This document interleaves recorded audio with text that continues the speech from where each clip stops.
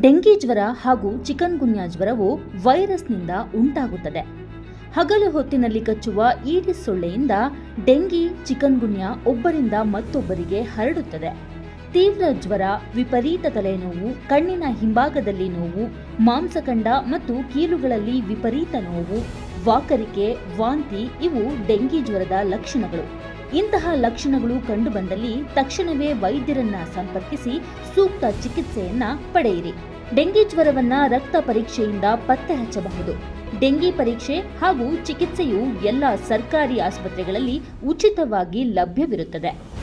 Dengue ಹಾಗೂ ಚಿಕನ್ಗುನ್ಯಾ ಹರಡುವ Aedes ಸೊಳ್ಳೆಗಳು ಮನೆಯಲ್ಲಿನ ಸ್ವಚ್ಛ ನೀರಿನ ಶೇಖರಣೆಗಳಲ್ಲಿ ಉತ್ಪತ್ತಿಯಾಗುತ್ತವೆ.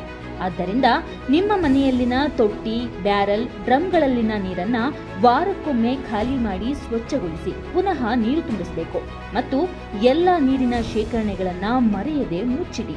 ಮನೆ, ಶಾಲೆ ಹಾಗೂ ಎಲ್ಲ ಸರ್ಕಾರಿ, ಖಾಸಗಿ ಕಚೇರಿಗಳು ಹಾಗೂ ಸಂಸ್ಥೆಗಳ ಒಳಾಂಗಣ ಹಾಗೂ ಹೊರಾಂಗಣಗಳಲ್ಲಿ ಘನತ್ಯಾಜ್ಯ ವಸ್ತುಗಳನ್ನು ವಿಲೇವಾರಿ ಮಾಡಿ ಹಾಗೂ ಘನತ್ಯಾಜ್ಯ ವಸ್ತುಗಳಲ್ಲಿ ಮಳೆ ನೀರು ಸಂಗ್ರಹವಾಗದಂತೆ ನೋಡಿಕೊಳ್ಳಿ.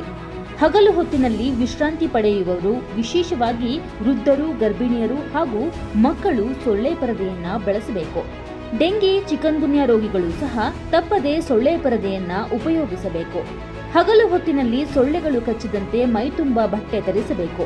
ಸೊಳ್ಳೆ ಪರದೆ, ಸೊಳ್ಳೆ ಬತ್ತಿ, ಮುಲಾಮು, ದ್ರಾವಣಗಳನ್ನು ಬಳಸಬಹುದು. ಈಡಿಸ್ ಲಾರ್ವಾ ಸಮೀಕ್ಷೆಗಾಗಿ ನಿಮ್ಮ ಮನೆಗೆ ಭೇಟಿ ನೀಡುವ ಆರೋಗ್ಯ ಸಿಬ್ಬಂದಿ ಹಾಗೂ ಆಶಾ ಕಾರ್ಯಕರ್ತರಿಗೆ ಸಹಕಾರ ನೀಡಿ. ಅವರ ಸಲಹೆಗಳನ್ನ ಪಾಲಿಸಿ. ಬನ್ನಿ, ಎಲ್ಲರೂ ಒಟ್ಟಾಗಿ ಡೆಂಗಿಯನ್ನ ತಡೆಗಟ್ಟೋಣ.